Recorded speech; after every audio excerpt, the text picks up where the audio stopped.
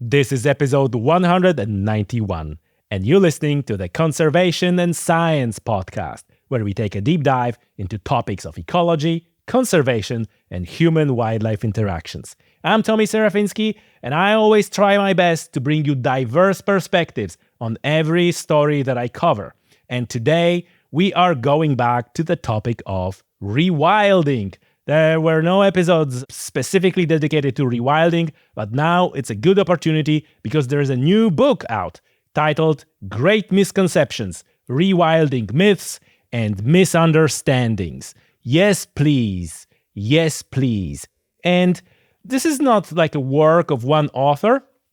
This is actually a collection of 12 essays. And if you look at the authors, this is really who is who in rewilding, or at least in nature and nature communication and nature writing.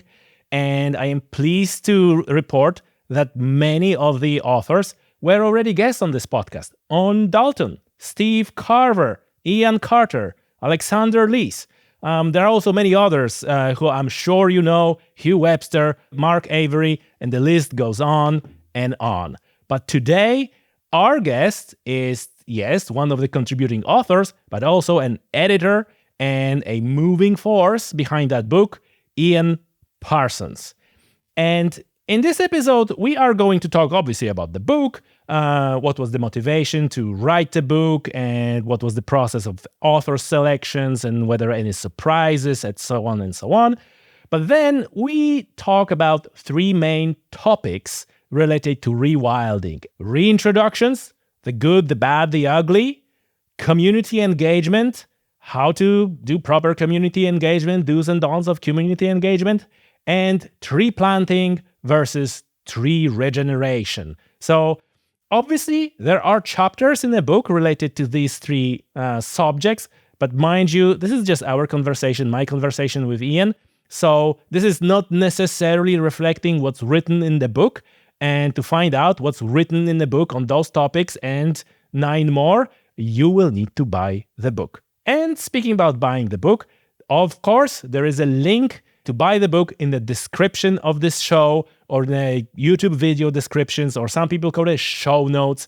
Regardless whether you're listening or watching this podcast or video of this podcast, you can get there and you will find the link to buy that book. And by buying that book, you not only get yourself a great book, but you will also support my work here on this podcast, because from each sale, I will get a teensy commission. That obviously not going to affect your price. So get in there and buy the book. And if you don't want to buy a book for whatever reason, or maybe you already have the book but still want to support my work, you can buy me a coffee. The link to buymeacoffee.com/Tommy'sOutdoors is also in a safe place in the description of this show. So you can support me in either way if you want. And my big thank you goes to you, regardless whether you buy the book or buy me a coffee. That's always great. Right. So I think I'm not going to drag this introduction any longer. You know what to expect in this podcast. So without any further ado, ladies and gentlemen, Ian Parsons and Great Misconceptions about Rewilding.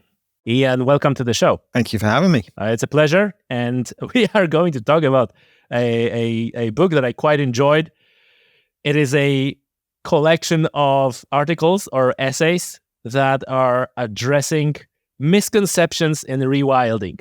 We spoke about rewilding many times on this podcast. It was always like, like people think this about rewilding or that about rewilding.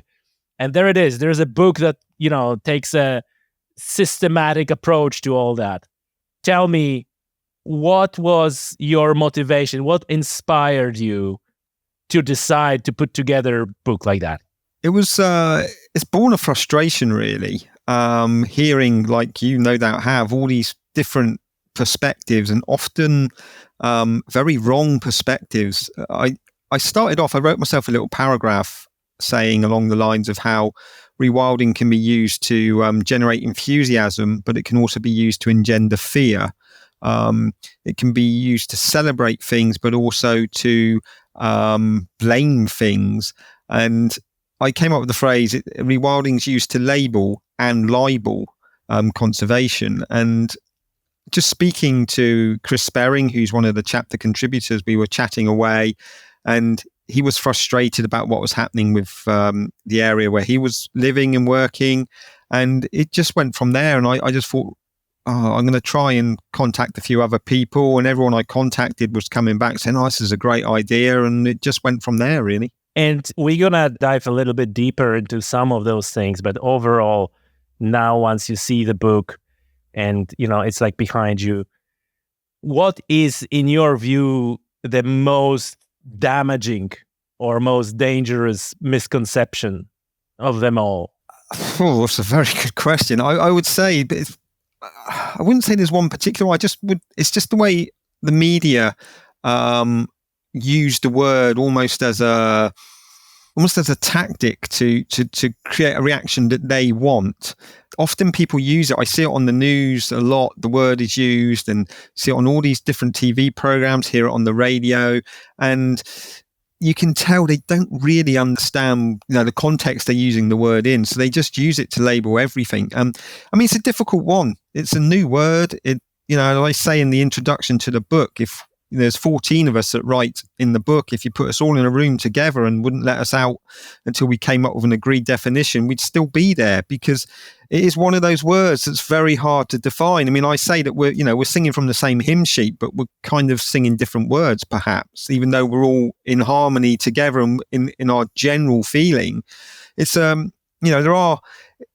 there is an official definition of rewilding, which I find quite interesting, quite ironic, because at the end of the day, rewilding is about humans stepping back and letting nature take control, and yet we still want to keep it within the strict parameters of what that word means. I don't think there's one overall misconception that's problematic, because everybody in the book writes about their own specific misconception or myth or misunderstanding. So I don't know. For me, I guess it's that feeling that humans still have to be in control and decide the outcomes of what they're doing. And we have a very, very strong need to always be in control, no matter what it is. And you do see some great examples of supposed rewilding projects where they actually want the outcome to look like this, rather than allowing nature to decide, well, not decide, just to let it happen. There's still, actually, we wanted our woodland to have bluebells and oak trees, and they try and control it. And that isn't really what rewilding should be about. It should be about giving natural processes the reign to do what they do.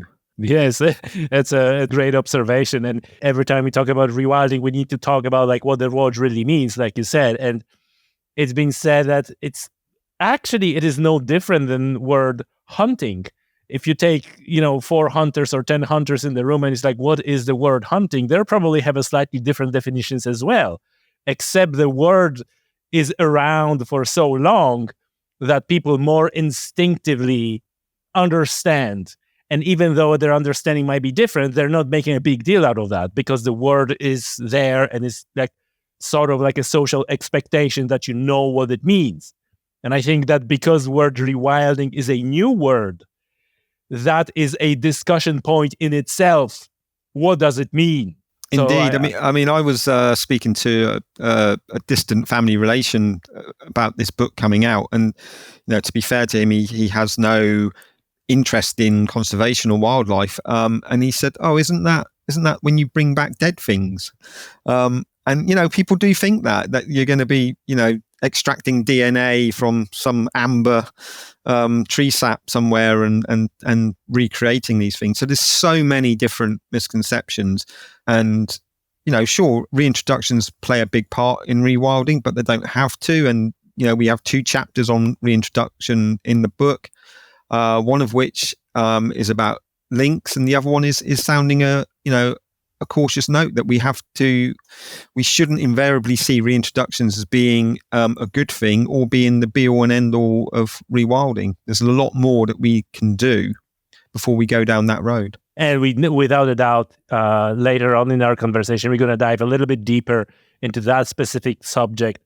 But right now, I just want to ask you, you're an editor and contributor to this book. How did you go about selecting the authors? Was it where you were looking on the specific angles, or did you want to like cover like a comprehensive, different aspects of it, or like what was the process? What was the thinking of selection? I wanted to make it as broad as possible because I think for anything really to catch on and work, it has to be a broad subject. So I looked beyond, if you like, the traditional rewilding topics. I mean, I've got plenty of conservationists and academics that have participated, but I also wanted to broaden it out into more untypical areas. So I made contact with someone who's an urban rewilder working in London with an organisation called Rewild My Street, about how we can tweak our own urban environments to allow natural processes to happen.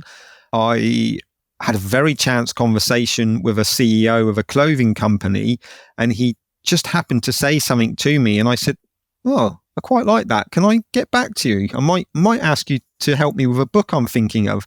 And he's written a chapter on how is it possible to rewild your business. And I think the take he's done on it was fascinating. How sort of like building a business up from the ground level using almost ecological principles, and building natural processes and the theories behind natural processes into how you run a business I found a very interesting read. And then I spoke to Natalie Bennett, who used to be leader of the Green Party in Britain and is now one of their peers in the House of Lords. And she jumped at the chance to be able to write a chapter on rewilding politics and moving away from this top-down decree, if you like, the way our political system is, to a more of a ground-up approach in a similar way to how ecosystems are actually sort of built in nature. And that was really interesting as well. And very key for me was to get a farmer on board, because one of the biggest myths, misconceptions, misunderstandings, whatever you want to call it, is that rewilding is anti-farming. And as you read through the book, you realize every chapter where farming is mentioned is saying we don't want to be rewilding prime agricultural land because it's food producing. We don't need to be doing that. And it's daft that people think that, but many farmers see the word rewilding almost as a threat, and it can be portrayed as a threat by people with vested interests. So I really wanted to get a farmer on board. He's written a great chapter, and people will say, well, if it's farming, it's not rewilding, but actually agriculture plays a massive part in our landscapes, both in Britain and in Ireland.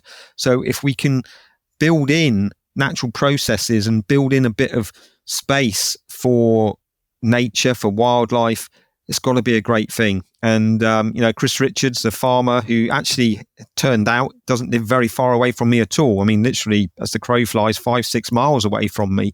But I didn't know of him. He didn't know of me. He's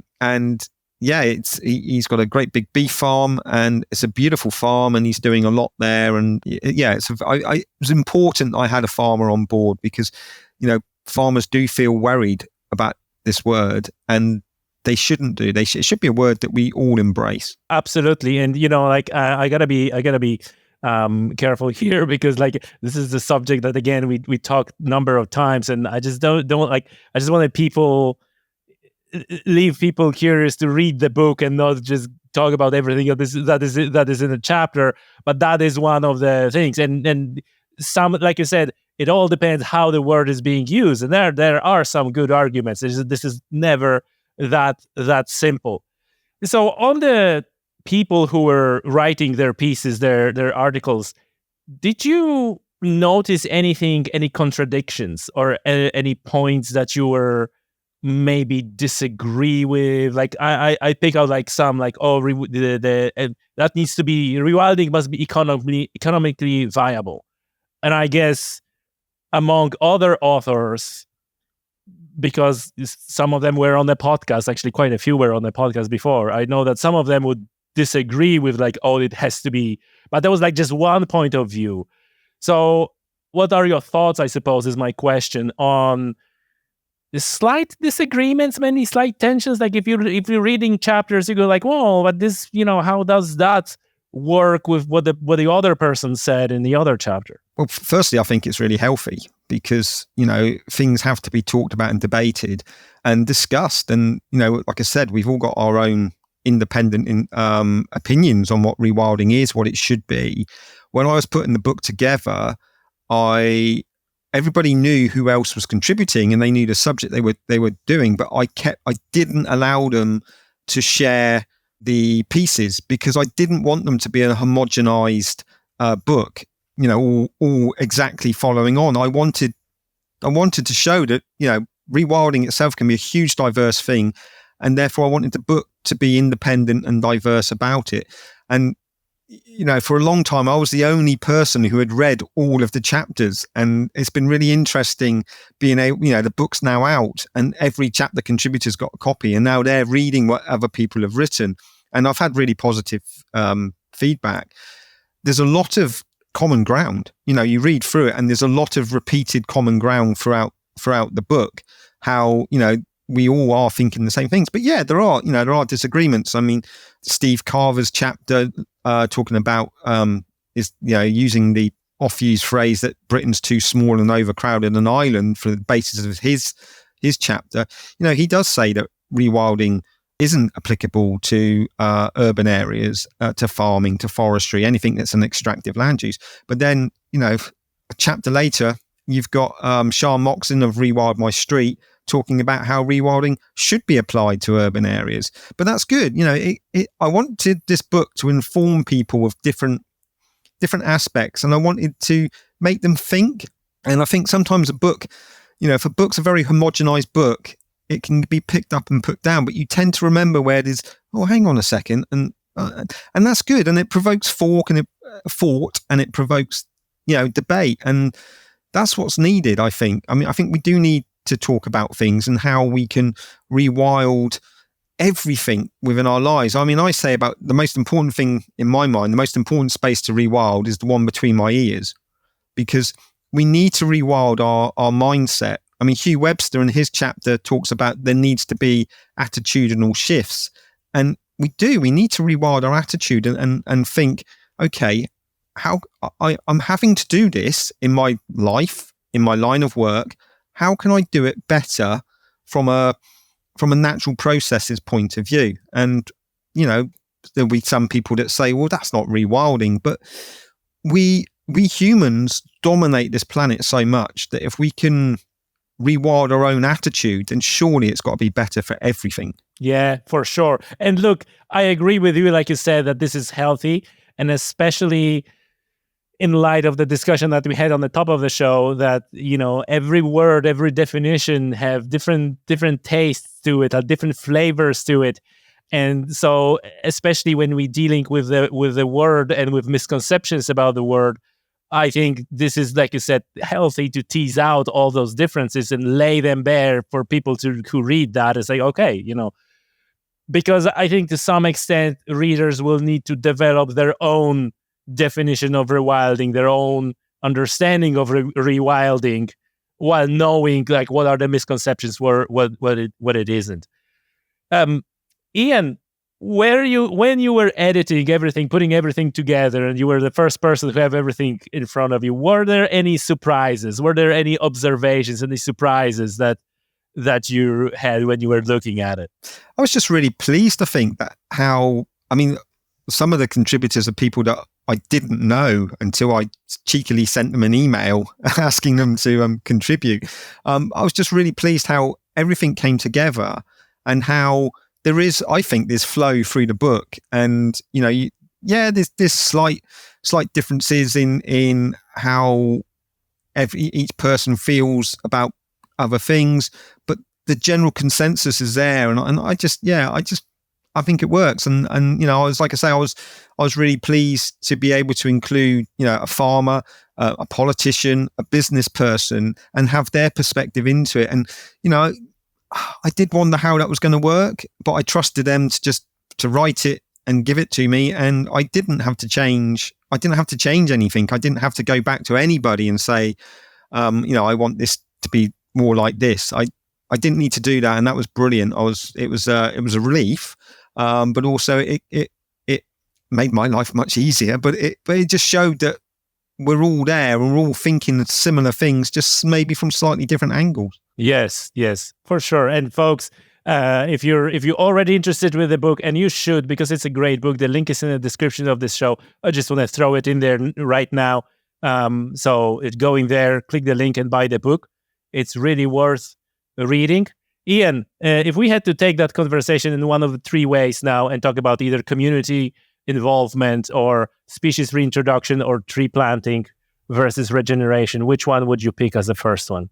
Well, I would go for the trees, because that was my chapter, and trees are a big part of my life, really. Is your view on this changed in any way since you wrote the book, since the book was published? I don't think so. I think it's something I've always strongly felt. I mean, I can remember back to not the last election in Britain, but the one before that in 2019.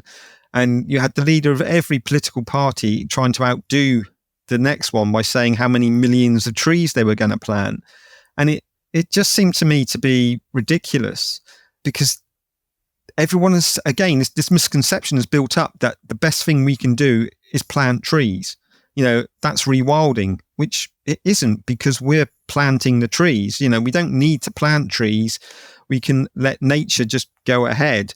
One of those first conversations I had with Chris Berring was when, was seeing what he was going through with his local council, that were just basically strimming down scrub, spraying any regrowth, and then planting trees in its place and calling that a rewilding project. And it's we shouldn't be doing that. And then I went to my local shop and they had a stand up there. It was, I won't name the organisation, but it's a conservation organisation, a non-government one.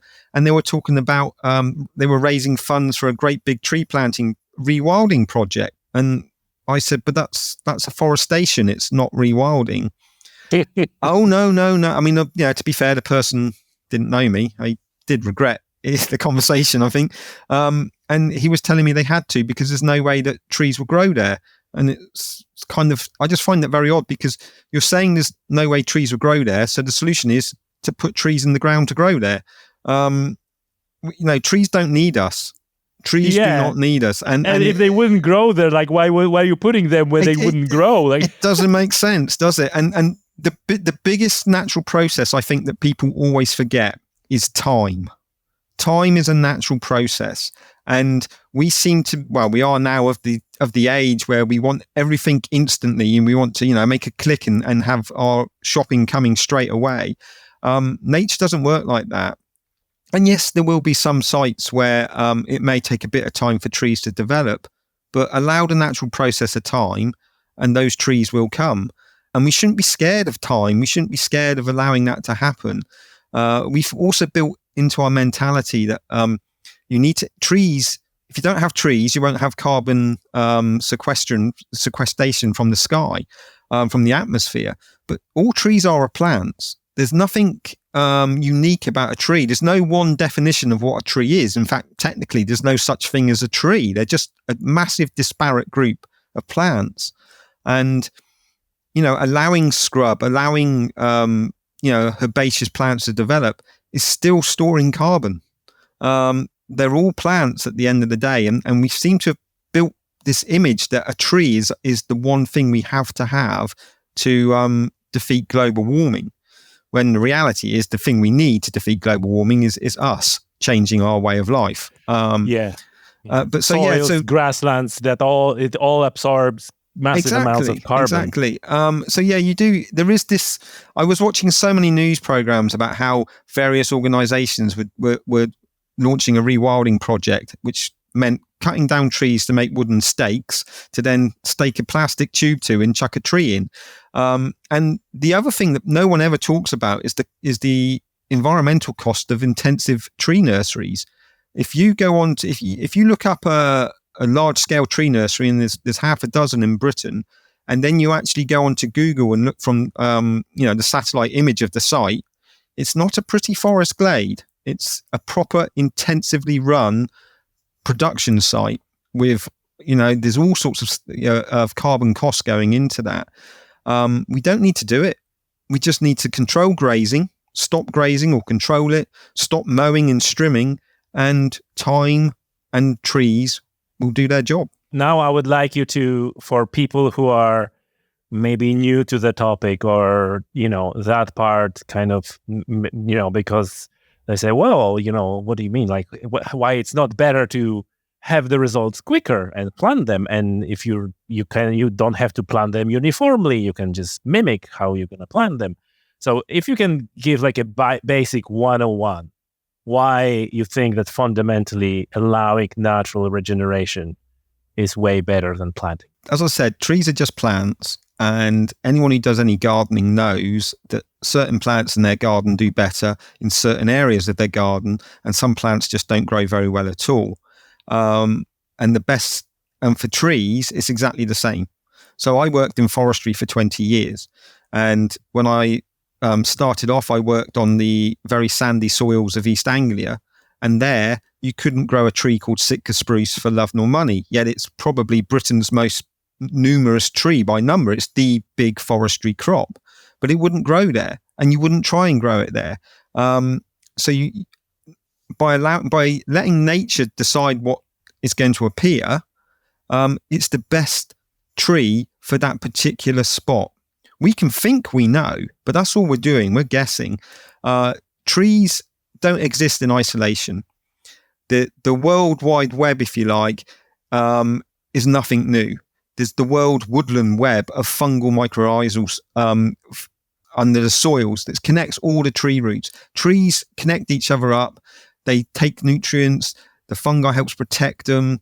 It's an amazing thing. But if you stick a tree bare root that's already maybe 18 months, 2-3 years old, it's never developed those connections. Whilst the tree that germinates in that soil is all straight away connected into it, and it builds up protection. It's more drought resistant. A lot of these planting schemes, if you revisit them after a couple of weeks of dry period, the trees are dying.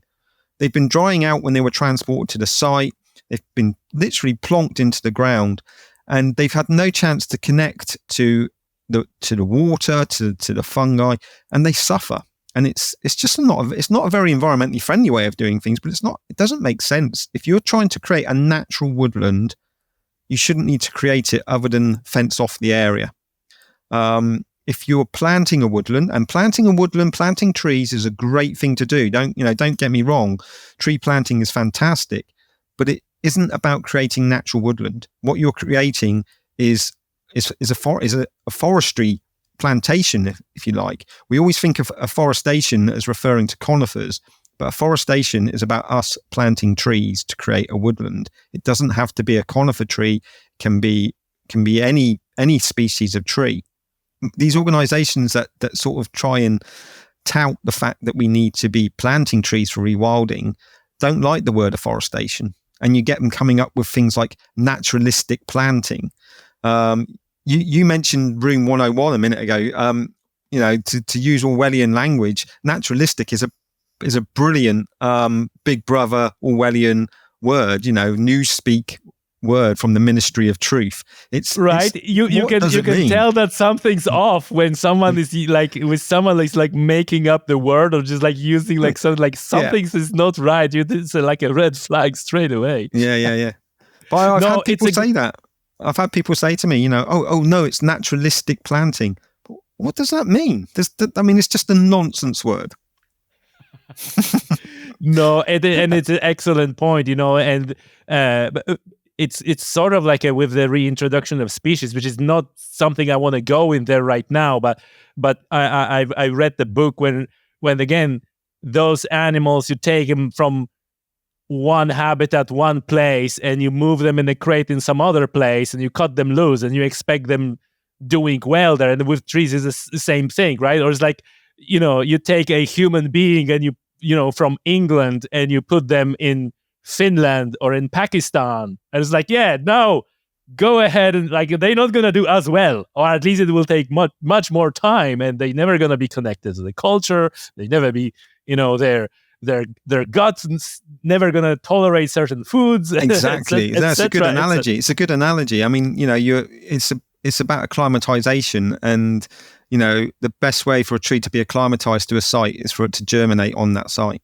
And so we like, okay, maybe I just don't want to assume certain things. So can you give like another, like a short version of why scrubland, why developing scrub is important? And maybe then from that, can you just go and explain or maybe give your ideas how to talk to people about how to get them accept the mess, the not manicured, mowed lawns and all that, because they're, oh, look at this, what it is like, right? So can you just explain, because I think that I'm asking like two questions in one, because I think they're kind of connecting. I mean, scrub is a glorious tangle of mess. Really, it's fantastic. We're very tidy-minded as a nation in Britain. I'm certain you probably are in Ireland as well. And we need to let go a little bit on that. Scrub is nature's tree tubes. So when we see these tree tubes, the plastic tree tubes, that's what scrub is. But it's not made of plastic. It's natural, and it's an important stage in a woodland's life.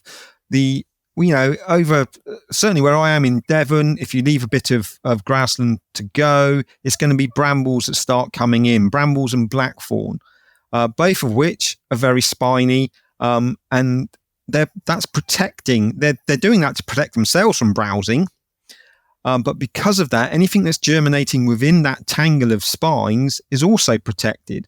And that's where your woodland is born, and it starts to grow out through. And eventually the bramble gets shaded out, and it loses out to the woodland coming on. So scrub's important because it is a tree tube, effectively. It's nature's tree tube. It protects plants from browsing. And it stops them being bitten off, stops any damage. It allows them to grow. It allows them to get bigger. So that's why scrub's so important. That's also like an important habitat as well, right? For birds. For wildlife, it's fantastic. I used to do a lot of work with dormice, and you get dormice in very brambly scrub. People always associate dormice with hazel. They don't need hazel. It's just that they eat hazelnuts in a distinctive way, which allows us to survey for them. But they don't need hazel, and they love interconnected arboreal connections. They don't like going on the ground. So scrub's fantastic for them because they can move around. For birds nesting, I spend a lot of time in Extremadura and central Spain, and the nightingales in the scrub there it's just beautiful. And if you don't have scrub, you won't have the nightingales. They like that messy tangle to exist in, and so many species do. It's a very, very important habitat. It also, as well as protecting the trees from browsing, it's creating a microclimate. It protects them from hard frosts.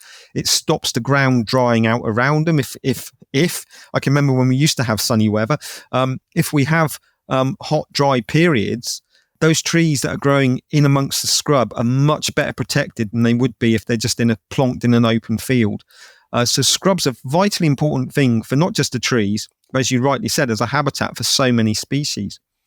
It can look messy, and that can be a problem. People have this perception of the countryside wanting it to be orderly and neat. And you do hear councils, justifying the actions they've taken with their strimmers and brush cutters and herbicides to say, oh, well, people were thinking it was a mess and therefore the council aren't doing anything. And I accept that is a perception. But my argument to that would be, to the council, would be, well, instead of spending the money on tidying it up to meet their perception, go out there, spend the money on educating them, speaking to them, communicating with your council taxpayers and telling them exactly what you're doing. When people see scrub and they see it as a mess, they're not seeing the wood from the trees. And ironically, when they go out and they see a geometric, tubed, brand new afforested site, they're not seeing they're seeing trees and thinking they've got a wood, and they haven't. It's woodlands. Nature is messy, and scrub is a glorious tangle. And I have spent so many hours, so many days of my life getting ripped to shreds trying to walk through scrub when I was working for as a ranger. But from wildlife point of view, it's a very, very important habitat. I agree with your point of spending money on explaining to people and kind of like a changing perceptions, right? You know, we can say like educating them, because that's what it is. But then again, people probably don't like to hear that they need to be educated on something. But that's what it boils down to. So probably those councils need to be careful to not say like it's an education program for you, because it's you create that. It's interpretation, isn't it? I mean, when I was at college a long time ago now, we had a big section of our, we were doing countryside management, but a big section of our course was about interpretation, about how you can engage with the users of the land, with the public in the area, and get them on board. And I don't know, we seem to have lost that art of interpretation, of getting messages across without it sounding as if you are dictating to them what's going to happen. And Chris Sperring in his chapter, when he's talking about community involvement, in a project that started off so well, how suddenly when that community engagement was stopped, it turned sour. And you've got to be very careful with that. But interpretation, discussing what you're wanting and talking to the public and finding out what they feel and their views is important, because they've got, the public have got misconceptions just as anyone else have about things. And it's about bringing people on board, allowing them to allowing people to enjoy the wonder of scrub. That's what you need to do. That's for sure. And that is a community involvement element. We get to that. We get to community involvement, but I just want to first get into the species reintroduction, because that is something that I recorded even a solo episode on species reintroduction, giving to the listeners my thoughts on species reintroduction. And obviously it's a topic I thought about a lot, and I spoke on the podcast a lot. Tell me your view on like how we should determine whether species reintroduction is a good idea or whether it's a not so good idea. Nice, easy question to start then. It's something that you need to look at it needs to be looked at carefully, and there needs to be balance. It's very easy to make a mistake, and it could be a mistake that would have major repercussions. As your listeners will know, in Britain now there are beavers on many sites, and the first wild beavers, to call them that appeared were not very far away from where I am now in East Devon, on a river system that I grew up enjoying as a kid. And all of a sudden these beavers appeared. Now, as it happened, that's turned out very successfully, but there was also a very high risk that they could have a tapeworm and very nasty parasite that would be spread to people's dogs and potentially even to humans. And because it was all done unofficially and clandestine, in a clandestine manner, and in fact an illegal manner, that risk was very, very prevalent in people's minds. And if those animals had that tapeworm, and if that tapeworm had killed people's dogs, maybe made people ill, the damage that would have done to any future beaver reintroduction project in this country would have been, well, it would have ended it. It would have completely ended it, because the media would have gone to town. These, beavers are killing dogs, children are getting ill. You can imagine it. You can imagine what the media are like. And that was a risk that somebody took. And as it happened, it worked out. But things have to be done carefully. And again, it's about how you involve people, rather than someone just doing something on their bit of land because they think their bit of land needs this, is a much wider picture, because nature doesn't respect boundaries. We only have to look what's happening now. We've got field fares and redwings coming from Scandinavia, from Russia, flying in to feed on berries. They don't understand boundaries. So if you're releasing something onto land, unless you're going to fence it in, it's going to spread, and that's going to have, impacts and implications with people. So you have to really, things have to be thought about thoroughly. The chapter that Ian Carter and Alexander Lees write on species reintroductions advocates reintroductions being a good tool, but it's a tool that has to be used properly, and we mustn't see it as being the instant go-to method. for rewilding. If we can create habitats, I mean, there's been talk of rewilding, of reintroducing birds like Dalmatian pelican, but if we created a network of wetland sites across Europe, from the Danube across to Britain, they will come back. And, we only have to look how wetland birds have done really well in Britain in the last 20 years, your egrets, your different types of herons, that because of conservation work, getting the habitat right, have been able to come back and are now breeding. We've had purple herons breeding in the southwest. These great egrets are now very common. I mean, I can remember 30 years ago, little egrets were, a real rarity, and now people don't even second look at them. And they've come about naturally because we've actually given them the space that they can move into. And for a lot of species, that's all they need. Sometimes we like to jump the gun a bit and help them. Now, for some species, that help is needed. If Hugh Webster in his chapter talks about, is there space for lynx in Scotland? Because people don't think there is, but he totally dismantles that theory and shows very clearly that there's plenty of space for lynx in Scotland. But lynx aren't going to get here on their own. They're going to have to be reintroduced. And, personally, I'd love the idea of seeing, of knowing there's lynx in an area where I am. If you go to areas in Europe where there's lynx, you're very, very unlikely to see one. Very unlikely to see one. But just knowing that you're in that spot is, I don't know, it's a great feeling. It's a bit of a buzz. And then, of course, there's the wolf. And that's again, people, when they talk about rewilding this country, think about we're going to have wolves running around, the local play park and the rest of it. I mean, it should be pointed out straight away that wolf should be in Britain and they should be in Ireland. It's only because of humans that they're not there, because they were exterminated by humans. So they actually do belong here. I think the reality of it now, though, is that wolf reintroduction into Britain and Ireland isn't going to happen. I don't see it happening in my lifetime. It'd be great if I'm proved wrong.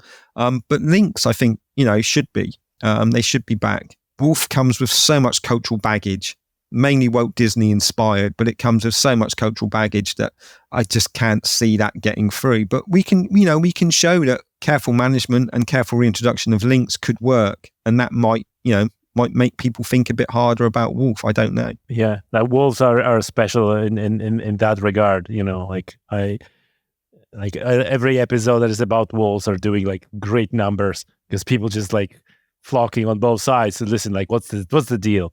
But what an amazing, I mean, I like I say, spend a lot of time in central Spain, and, I can remember we'd been out for a meal and we went to the edge of this little mountain village, and we just stood there in the pitch black listening to wolves howling, and it's just mind blowing. Primal, an amazing right? Experience. Yeah. And then the next day walking through the area where we'd heard these wolves howling, not seeing any sign of wolf, but just knowing that this was an area where wolf was just, wow, what a feeling. Yeah, absolutely. And this is, I guess, one of the misconceptions that a lot of people think that the rewilding means you're going to bring back wolf. Oh, you want a wolf back, right?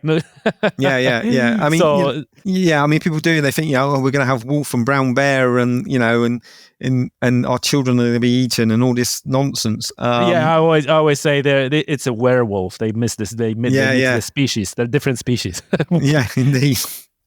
Yeah, possibly a subspecies, but yeah. yeah, exactly.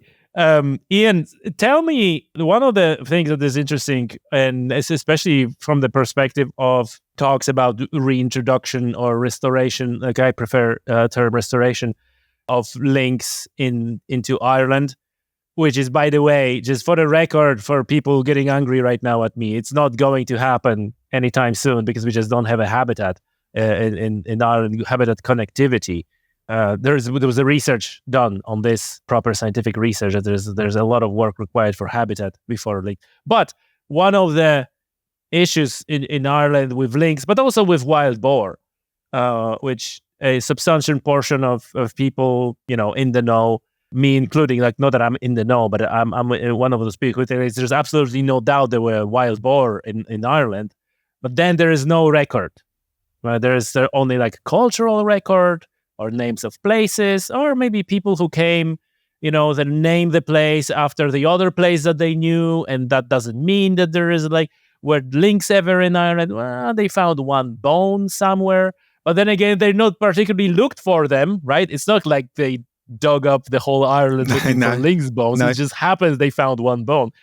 What's your views on using historical evidence, fossils, or any sort of looking for evidence as a basis for reintroduction? As a basis for reintroduction, whether it is reintroduction based on take an animal in a crate and move it on, or maybe reintroduction in the sense we're going to work on the habitat and so etc to kind of encourage those animals to come back. I think you've got to be very careful, because humans have been manipulating the landscape and the species within it for so long.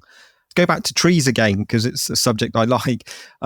We talk about English elm, and elms were a massive feature of our landscape, but they're not native.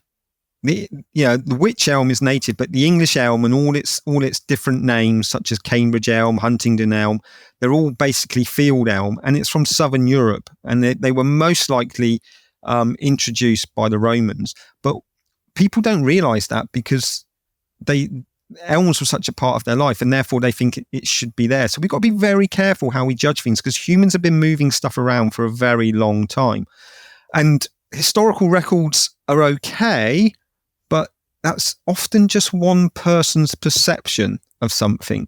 And I guess you're probably thinking about white storks in Britain. Another one. Yeah, yes. and there's been a white stork introduction project, shall we call it that, in southern England. And again, it's a bit superfluous, because white storks, like other wetland birds, are moving north anyway, and the likelihood is they would turn up and colonize Britain. But they're justifying the introduction project on a 15th century record of a nest in Edinburgh. Now, we don't know who recorded that record. We've got no idea. And it makes me laugh in a way, because when I was working for the Forestry Commission, the British government's forestry department, as a ranger, we would receive letters telling us what people had seen in the forest. Now, in 400 or 500 years' time, those records will still exist. And therefore, there could be a podcast in 400 or 500 years' time, people talking about reintroducing lions, panthers, wolverines, and even a Jabberwocky, because that is what I have had recorded and sent to me as a letter from people who were convinced that is what they had seen. I was going to ask you whether any Bigfoot or Sasquatch. No. There was one that they even drew a picture and said the only thing they can put it near to is the Jabberwocky. Now, that record, I of course had to send a letter back thanking them for their record that we would be placing it on file, but there's no comment on that record on that file. If that file survives for 300 or 400 years, someone could find that and say, oh my God, they had this creature. So you've got to be, and I know that's being a little bit flippant, but that is a record that is somewhere in a government filing system. Likewise with herds of black panthers, which were actually melanistic fallow deer. But again, that's what people thought they saw, and they've recorded. And we've got no way of checking the verification of a record from the 15th century, when, by the way, we still believed in witches. And there's plenty of records of witches from that time, and we don't think that we should reintroduce them. So we've got to be very careful about looking at an isolated historical record and taking it as hard fact, because it could just be plain wrong, or the person could have been drinking too much mead. Ian, I'm up for reintroducing witches. That would be fun. Can you imagine the media? Yeah. Whoa. Yeah. Exactly. Listen, there's a one thing I gotta ask you about, and if I may, that would be probably just a teensy criticism. Although it's not even like criticism, because the book is about something else. What I was missing is, and again, it's probably out of scope of the book. That's why it's not there. But the subject that interests me is the novel ecosystems. There's probably a chapter about the cities is the closest to dealing with the subject of novel ecosystems and, accepting species that are non-native. And this is not really like a specific question regarding the book, but more of your views and the discussion point on, to what extent rewilding is compatible with the view like, okay, we need to move forward from the point where we are right now.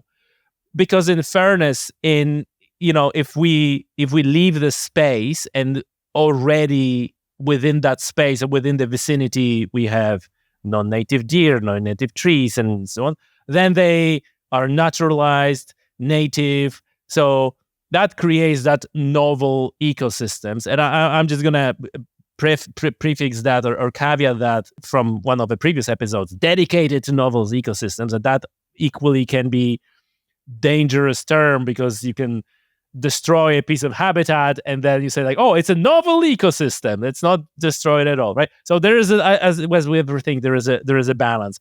But I'm curious your views, like how to balance. Maybe that's a question, like how to balance of like, okay, we need to work towards restoration, recolonization. Look what was there. Allow these processes. Control grazing, control browsing, deer, this and that. And to what extent is like, yeah, though we truly just leaving it off. And if we have, parakeets or whatever, what have you, that's fine. That's a rewilding that creates that novel ecosystem rather than, Holocene baseline, which is recommended on the book, or Pleistocene baseline, which is also something that I, heard and covered on the podcast. Where you're at? It's a very difficult one because again, because we've had such an impact on our own countries with historical introductions. I mean, trees in Britain such as sweet chestnut, the elms, they're not native, but they're a massive part of our of our cultural history as well as our countryside. Brown rat, as much as people don't like it, it's a huge part of our ecosystems, but it's certainly not native to Britain or Ireland. So it's a difficult one. And likewise with deer, I mean, fallow deer in Britain, vast numbers of them. And I know in Ireland, you've got lots of seeker deer as well, and they cause plenty of issues. We can't reset the clock. We can't go back and pretend none of it ever happened. And, I was in Madrid a few years ago now in one of the Retiro Gardens, the main park. And there they have parakeets, not the same species, but they have very colourful, beautiful parakeets. And to me, I walk through and to me, I'm thinking, they're just, the term's plastic, isn't it? They're just plastic. But watching young children engaging with these beautifully coloured birds and taking great pleasure in it, made me think of how I can remember as a child going to a place called Dawlish, which is in Devon, and they've got a river that runs through the town, and there's mandarin ducks and black swans, lots of non-native species, and how going there with my gran and being able to feed them bread, almost engaged me with what I would think was wildlife, and really made me want to see birds and have that involvement with them. So it's very difficult. I mean, rose-ring parakeets in London are everywhere, but they bring joy to people. There's going to be an ecological impact that they've brought with them. Well, that comes with them. They didn't bring themselves. We, at the end of the day, it's us humans that are the reason they're there. And also, if you start talking about going back to the Pleistocene sort of thing, really, were humans meant to be here? Because we've colonized. We're from Africa, so how it's so difficult. Getting slippery very quickly, huh? Yeah, it's very easy to be black and white about a subject that is impossible to be black and white about. And we're not going to get rid of grey squirrels, for example, from England. We're not going to get rid of fallow deer from England, but we're going to have to live with them. And it's how we do that and how we're able to incorporate natural ecosystems with non-native species. But we're never going to be able to reset the clock. That it's far too late for that. And probably unhelpful as well. Ian, we cannot be avoiding this subject any longer because it's a very important subject and it's dealt with the book comprehensively. Local community involvement. Absolutely critical for, well, anything to happen, but rewilding projects is one of those things. What are the best ways to involve community? Well, like, do's and don'ts community involvement in rewilding projects. I think the first thing you got to do is accept that because you've got an idea, it doesn't mean that everyone's going to like that idea. And if you try and then impose that idea on people without even discussing it with them, you're just going to create resentment and you're going to make it very, very difficult for whatever you're proposing to be a success. Communities are by their very nature very varied, and I mean huge differences and opinions on everything, be that how they drink their cups of coffee to their political views. Everyone's different. We're all independently minded people. And it's very difficult sometimes when you think you've got something that's right and would be very good for an area, and then you've got people that are being obstructive to your ideas. But you do need to go out there and speak to them and listen to people and try and get them on board. And the best way of trying to get them on board is to involve them from the very start. Say, look, this is what the Chris Sperring chapter talks about how they had a packed out village hall, loads of people there, loads of people really, really keen. And they asked everybody there to come up with their own ideas. And it was about an urban area in which people were living in and how things could be done. And there was a big map and people were asked to draw on the map, put Post-it notes on the map. And I know Chris found that an extremely rewarding evening to see what people actually thought and the fact that they were their ideas were in line with his and a chap called Jonathan Mock, who was part of this project. And then it was all going so well. And then all of a sudden, the local authority decided they were going to impose their own top-down view on it and totally alienated what the local community wanted. And that caused the backlash against the word rewilding very quickly. That was excellent chapter. It was excellent chapter because they even didn't call that consultations, because that's another thing. Like, are you doing public consultations, a public engagement? They didn't even call that way. No, it's you got to be very. It's a difficult subject and it's time consuming, but you need to involve people. And I can remember when I first started off as a ranger, you'd be getting loads of school groups out. Young kids coming out into the forest or going to country parks. You don't seem to get that so much now because of costs and schools don't have the budgets to do it. But you're already losing that connection by not having that. And not every child that goes on a school trip to a country park is going to be enamored by what they see. But that's where engagement starts when they're when you're a child. It's the best way of learning anything. I mean, if you try and learn a foreign language, learn it before you're free and you'll be fluent and you'll never forget it. But learning it as an adult is difficult. So getting children on board is key. But again, that's resetting the clock and, if you like, going back in time to do that. But certainly involving your local community, local schools, local groups, having open meetings, trying to discuss with them what you want to do and why you want to do it, and being totally honest about why you want to do it as well is key. It's and when it comes to landowners, I mean, Owen Dalton in his chapter, the first chapter in the book, talks about you can't impose things on landowners. You have to give them the option, and you also have to incentivize it as well. So if you're talking about land use changes and from farming or marginal farming, those farmers exist purely on subsidies in many cases. Well, give them a subsidy to do something that's better. Don't just expect them to stop and have nothing. You've got to help people, and you've got to give them the option. And if they don't want to do it, you've got to respect that, even though it might be hard for you to accept. You do need to listen to people's opinions. Yeah, and even like anyone who is like in their day job in the corporate environment or whatever course on leadership you go, that any course that is any good, they're gonna tell you involve people in making the plan, and then that's their plan. They're invested in in doing what they're planned, and then this is how you do those things. The worst thing you can do as a leader is like, all right, lads, this is how we're doing it.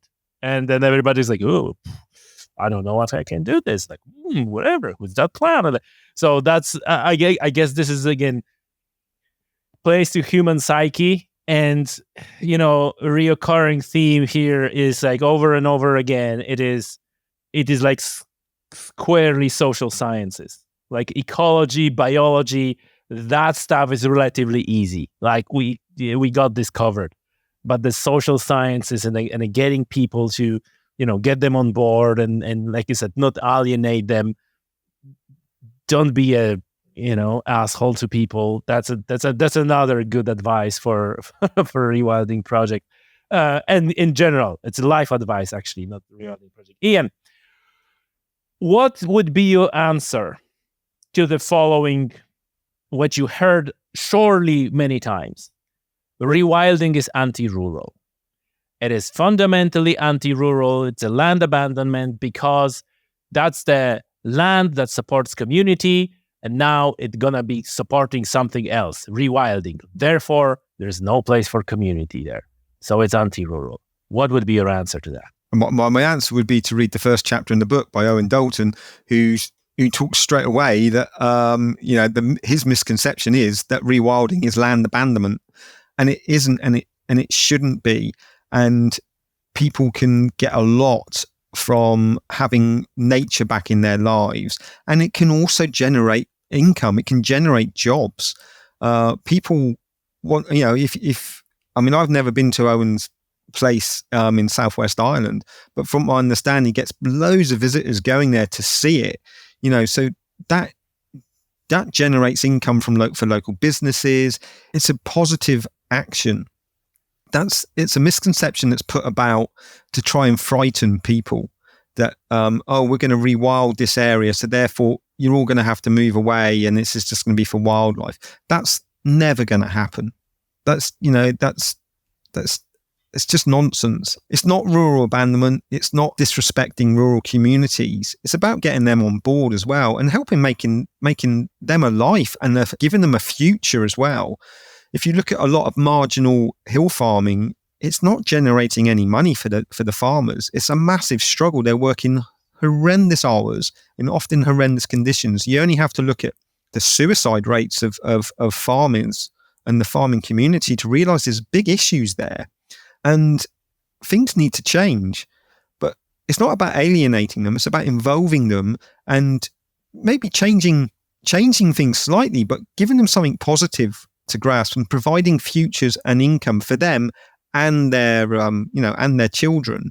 Because a lot of these farms now, a lot of these marginal hill farms, where are they going? Where's the future? There's nothing being provided. So actually, this gives an opportunity for these communities to take on board something a bit different. And yeah, there's going to be people that don't like change, but actually, it could revitalize the rural economy and really do something very, very positive for not just the economy, but also for people's lives. I think it's not rural abandonment at all. I think it can be a very positive thing. But again, it needs to come with community involvement. It can't be a top-down decision. You can't suddenly have DEFRA or the Irish equivalent suddenly saying, right, we're going to stop paying you for this. You can't do it anymore. I mean, all that's going to do is cause problems. It needs to be something that builds from the ground upwards, effectively. Yeah, absolutely. And again, much more on that subject is in the book itself. And folks, once again, reminder: you can click in the link in the description of this show, get in there, buy the book. That's right. That's the book. One here as well. And folks, remember, like when you're going to buy the book using the link in the description, you will support my work and this show as well.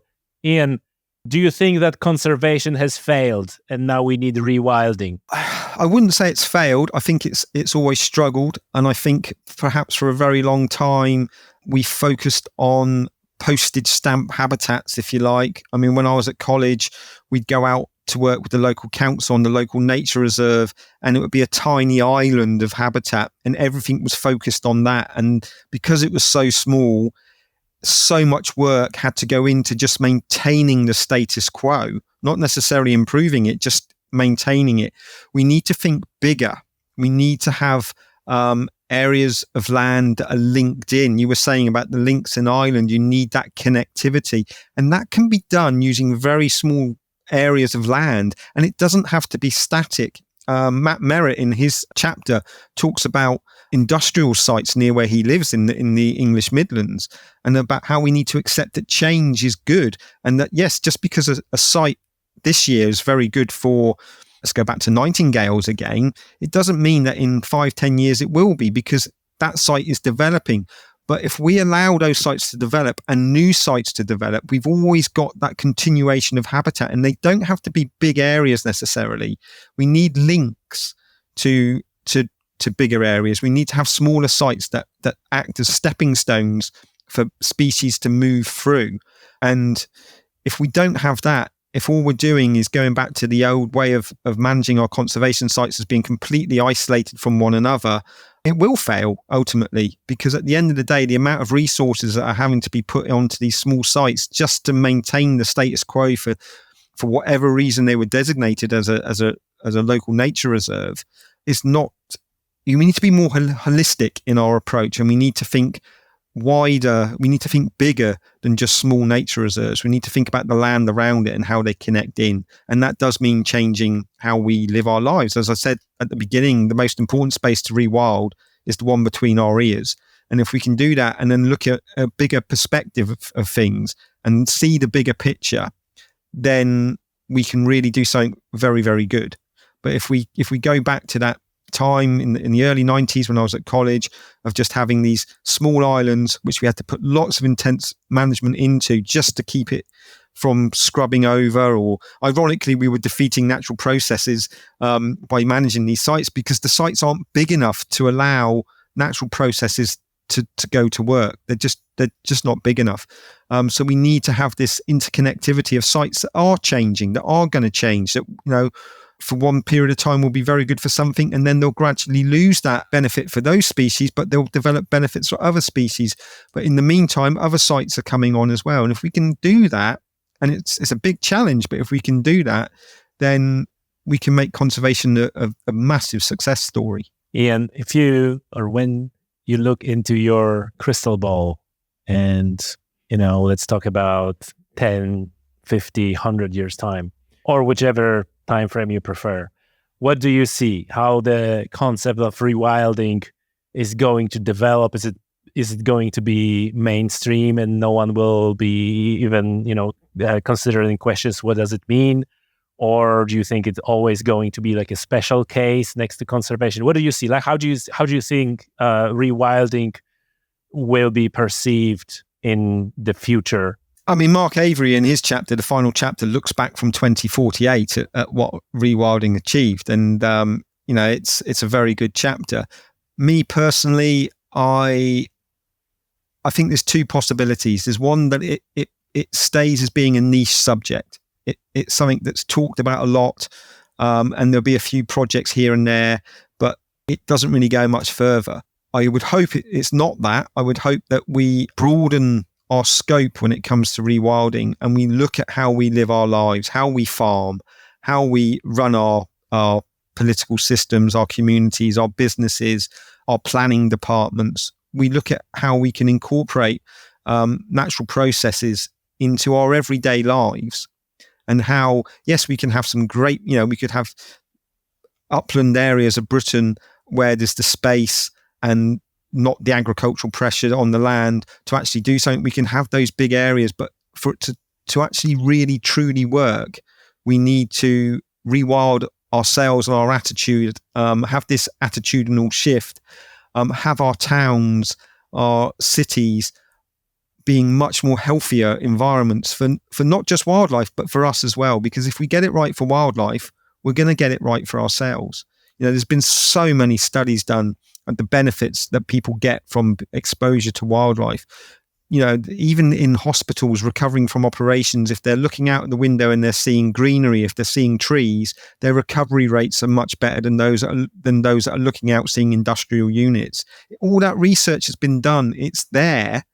We just need to build that into our lives. And I find that very frustrating that we have this tremendous research done and it shows and proves this, and then it gets completely ignored and it just gets put on a shelf somewhere. And we've got to be very careful that rewilding doesn't just get put on a shelf somewhere. We need to make sure that it's not a niche subject, that it actually is incorporated into what we're doing. And yeah, there's always going to be people with different opinions. The people that contribute to the book won't agree with me on everything that I think. That's wonderful. That's brilliant. That's what democracy is. We need to broaden rewilding into a mainstream subject and make sure it's not exclusive. Get people to buy into the concept that rewilding can apply to everything we do. We just need to think, okay, in my garden, what can I do that would actually allow natural processes to develop, which will have a benefit to me as well? And, people are doing that more and more. It is there. The traction's there. I mean, you look at No Mow May and, people really buying into that concept, and that's having a great boost for insects in urban environments. We can work on that. We can develop it.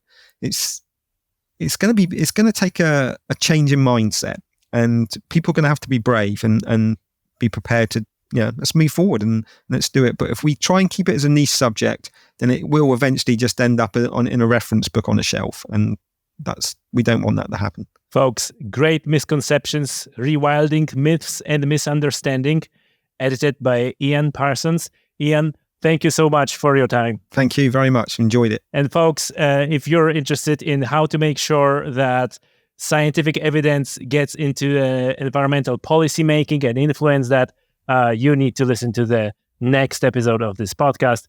Thank you so much.